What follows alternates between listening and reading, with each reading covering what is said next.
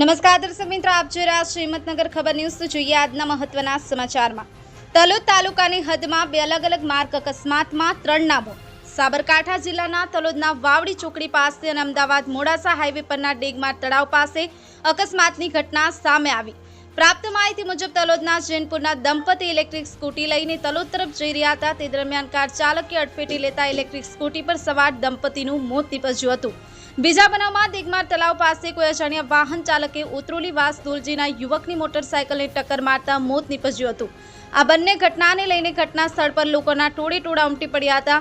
ઘટનાને લઈ તલોદ પોલીસે વધુ તપાસ હાથ ધરી હોવાનું જાણવા મળ્યું હતું। જીતુભા રાઠોડ, હિંમતનગર ખબર ન્યૂઝ, તલોદ।